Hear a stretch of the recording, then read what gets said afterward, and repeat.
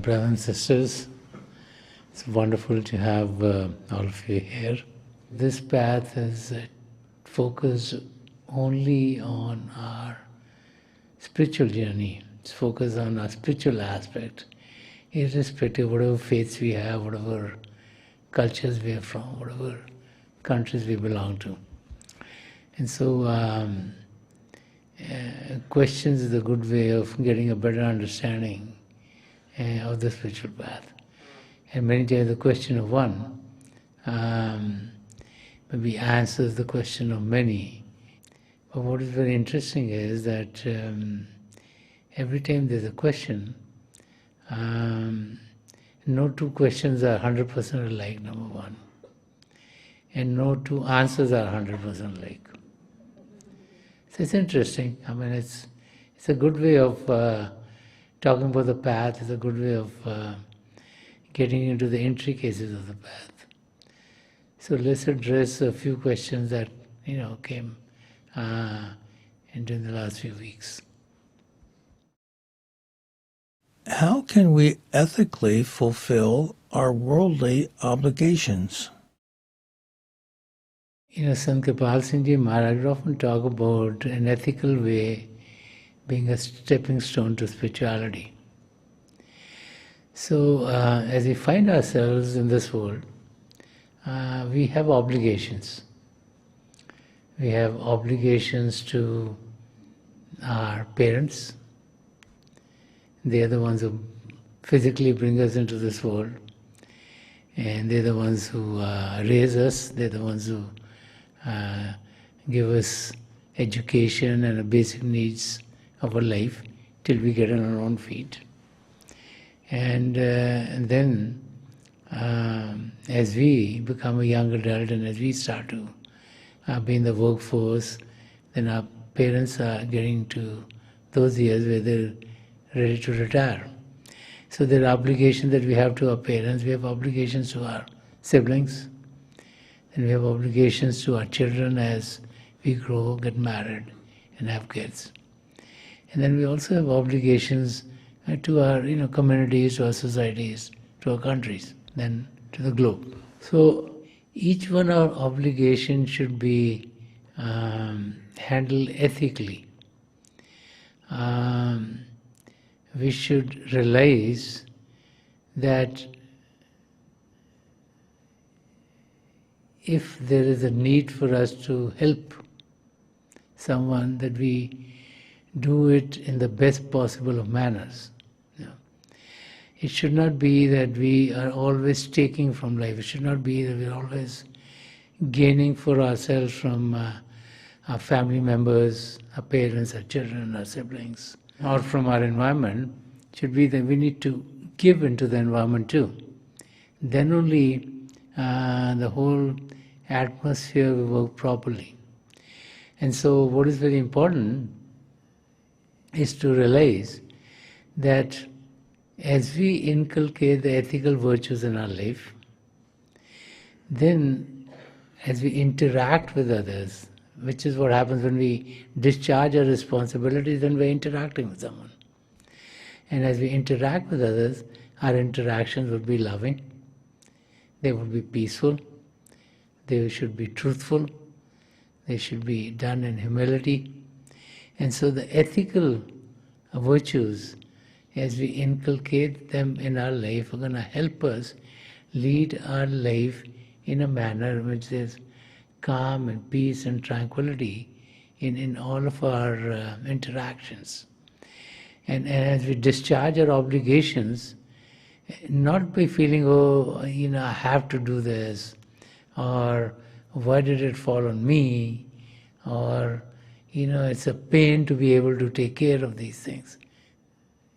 That's not the way of taking care of obligation. You should realize if we have those responsibilities, we need to take care of them in a very loving and caring manner, so that the whole environment is calm and peaceful. The key is to lead our life so that there's peace all around us. Because if there's peace all around us, then only we'll be able to meditate properly, then only we'll be able to keep the peace within. So as we meditate, and as we connect with the divine power of light and sound within, then we find the peace within. As we find the peace within, then that peace is going to be coming from us to others. And so meditation helps us in being able to deal with others ethically.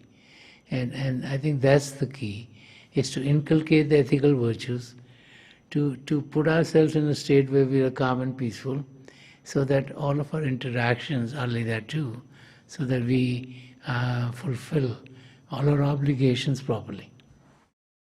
Why is meditation a medication for our soul? When we live in the world, there are times in each and every one of our lives where we fall ill, whether it's a bad throat, whether it's having a fever, whether some other illness comes in. So then we try to get some medication to solve that problem. Now, when we start to think about our soul has been away from the Creator for eons and eons, and we've been transmigrating. So now we've come into this human body where we have an opportunity to heal the soul. And the soul gets healed when it gets nourishment, which comes from the divine light and sound of God. It comes from the divine power or the creative power. So we need to nurture our soul, we need to provide it with the medication, and so that it is healed. So that as it's healed, it comes into its original state of purity, because it has been covered by layers and layers of mind, matter and illusion. And so the key is to be able to get it to a state where it connects with the divine power. So meditation is a means by which we connect with the divine power within. And so as we meditate, our soul is being connected with the divine power. Layers and layers of mind, matter and illusion which are covering our soul are removed, so that the impediments which are coming in our life, which keep us away from experiencing the soul in its pristine beauty, they're all fading away as we connect with the divine power then. And so then meditation becomes the medication for our soul, because it is helping our soul be nourished, is helping our soul get to the inner states, is helping our soul so that we are able to then soar into the inner spiritual regions. So meditation is the key to our spiritual journey, to the very purpose for which we are in this human body, for our soul to merge back in God. And it's a means by which our soul, which has been away from the connection with the divine light and so on, because in the other existences, there's no means of doing that. So our soul, which has never received the nourishment for eons and eons, is kind of shriveling down. And so as we meditate, as it connects with the divine within, it starts to get its power. Those of you who maybe own homes, if you don't water your lawn for a long time, it gets all yellow. It looks like it's dying. And then all of a sudden, when you put water, it all comes back to life. And then in a few weeks, few months, it's green again. So it's the same thing with the soul. The soul is shriveled up, but it's not that it can't come back. Okay? So when we connect it with the light and sound, it gets to its original state, and then we're able to go back to our goals. So meditation truly helps us. The same thing with, we all have these batteries now and all kinds of gadgets. Now you can run the battery down, and then it looks like the battery is totally dead. Yeah? But then you charge it and it comes back to life again. So, these batteries are dead for a few minutes or a few hours if you don't know when you charge them, but our soul has been transmigrating for eons. And so meditation is like a charging of our soul to bring it back to life, so that our soul is nourished, and then it's getting to its pristine state, and it's an opportunity to soar through the inner spiritual regions and find its merger with God. How can we maintain our peace and calm when our expectations are not met? There are times in life where things seem to be out of control. And as human beings, we want everything to be under our control, because that makes us feel good. So as a parent, we want control in our home so that kids listen to us. As friends, you'll find one person would try to put more control over others. So because of our ego, we all feel we need to be in control. But everyone cannot be in control of the whole situation, and so there are tensions. Okay? And so we feel we are losing our control in our environment, whatever our environment is. And then also things happen which are adverse to us, like our expectations of some interactions are one way, but things don't exactly happen the same way all the time.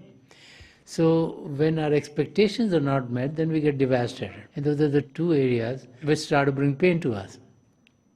And as we get devastated on the inside, we get pessimistic about the arenas that we're focused in, we get pessimistic about our relationships, and all of a sudden, our time is wasted just in being in that state. Okay? So the key is to recognize a couple of things. One is, just like we want to be in control of the situation, we need to realize others want to be in control of the situation too. Let's not think that because we're the father or the mother of a family, we have to be in total control. Especially if the kids are grown up. Okay? As they get to a certain age, they become very knowledgeable, so they think they know a lot. So as a parent, you need to understand that and give them some space. Okay? As a friend in a group, you need to understand that it's not that your decisions will always be ones that 5-10 of your friends will agree to. Sometimes someone else's decision might make sense. Okay? So we need to be resilient. So the key to success in life is to be resilient so that you can deal with each and every situation that you have in a calm and peaceful manner. Because if you are not calm, if you are not peaceful, what will happen is that there will be more turmoil in that environment. Many times, when you find yourselves in these two situations, you just try to feel bad on the inside. And when you're feeling bad on the inside, the only one you're hurting is yourself. And in that state, your interaction with others get worse also, and things get more and more difficult. Okay? So the key is to find stillness for yourself in all kinds of circumstances. And that comes as we meditate. If we were to meditate, we will find the calmness and stillness within. We'll find the happiness and joy within. So the things on the outside which are working contrary to what our expectations are not going to bother us, because we are happy, we are joyous, and nothing else bothers us. Okay? So being in a state of meditation is getting closer and closer to God, God who is our eternal beloved. And so when we find our closeness to God and we experience that, then we are in that state of joy and bliss that we are oblivious to the outer surroundings. It doesn't bother us in any way. And so, there's this saying, when you're loved, then everything is beautiful. And everything is happy and joyous. So meditation is a means of loving God. Meditation is a means of being with our eternal beloved. And so as we are in that state more and more, we find ourselves to be joyous and fulfilled, and then the outside distractions, like losing control of the environment, or having people not understand what we would like, or people doing different things than we would expect, it's not going to bother us that much, because on the inside we are happy. And once you're in that state, then you can deal with the whole situation pretty nicely. How can meditation alleviate physical illness? And how can we maintain focus in meditation when we're dealing with physical illness? We feel that physical illness will be detrimental to meditation because, let's say you have a big pain in some part of the body. It's very difficult for you to concentrate. If you have a sickness where, the body is very difficult to keep still, then you're going to find it difficult to meditate. So the key is to understand that physical illness comes into our body for two reasons. The first one, it could be karmic, because of a past karma. Maybe we have to go through a physical illness. And second could be that we're not careful ourselves and we brought it upon ourselves. Let's say it's very cold outside and we don't put a sweater on or a coat on or a jacket on, and we go outside in the cold, then chances are we'll get sick. Okay? So the way we are eating, the way we live our lives also can lead to illnesses and sicknesses. Okay? So one of the things is if we look at our illness, it is very difficult for us to know, did it come because of karma from the past, or is it something that we brought upon ourselves? So since we can't figure that out, it's very difficult to know, the best thing is to at least look at what can we do physically not to be ill. Okay. So the first thing is that we need to get medication. There are all kinds of medications that are available. There are many, there's the allopathic medicine, there's the homeopathic medicine, there's the Ayurvedic guys, there's all these other kinds of forms of ways by which you can work with the illnesses. So we should try whatever we're comfortable with, okay? Whatever we like. But we should get help so that the illness that we have can be dealt with properly. Okay? Some illnesses are for a few days, they go away quickly, some are a little longer. So we need to have the right treatment. So getting treatment is very, very good. Okay? So that's the first thing we should do. Next, as we get the treatment, we should also look at our lifestyle. Are we sleeping at the right times? Are we eating the right kind of food at the right times? Are we exercising? How are we leading a life? Because many times illnesses come because of stress and strain. And they say a lot of these heart diseases and the breathing diseases are based on stress. So if we look at our life and let's say we find there's a lot of stress in our life, then we need to de-stress our life. If we find we don't exercise ever, then we want to exercise a little bit. If we find we're always eating all the carbohydrates and we don't eat any vegetables or protein, then we need a happy balance between all of those things. Okay? Fruits, vegetables, all these things. You need a happy balance in the food. And also the timing of when we eat. And so one needs to look at that aspect of life. And then, as we fix all of those things, we'll find that it will be easy for us to deal with the illness or the sickness that we have. The other thing is that generally we recommend people meditate when they're sitting. But the beauty of this path is that one can meditate while lying down too. So if you're not feeling well, if you're unable to get up, or if you're sitting up is difficult, you can meditate lying down. And what is important is that you be wide awake when you meditate. So meditation is going to help you with your illness. It's going to supplement whatever medications you're taking. Okay? So meditation is like a helping factor, because when you meditate, you're going to get calmer and still as you connect with the divine light within. You're going to get happier on the inside.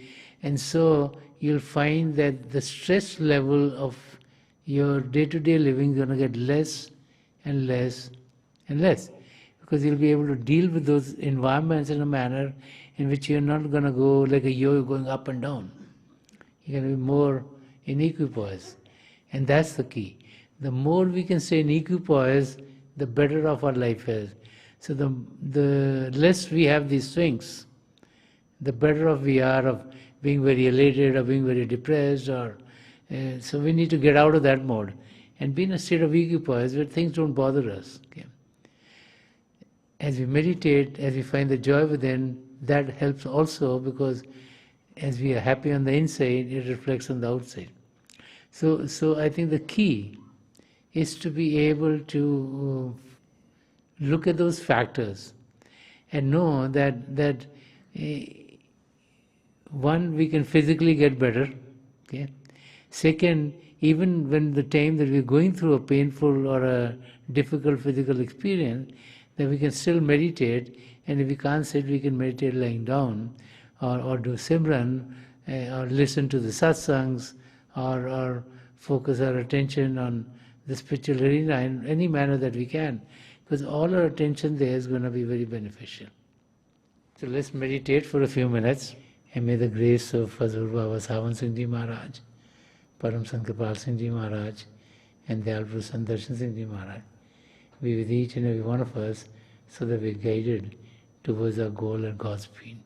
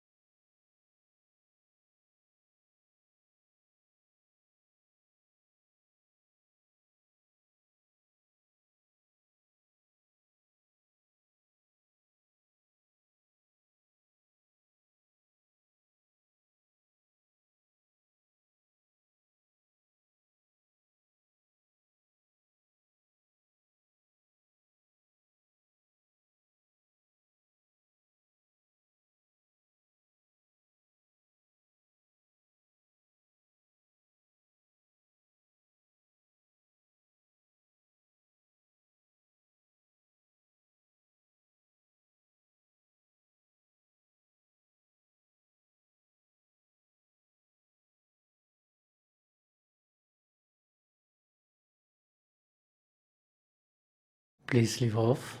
Please leave off.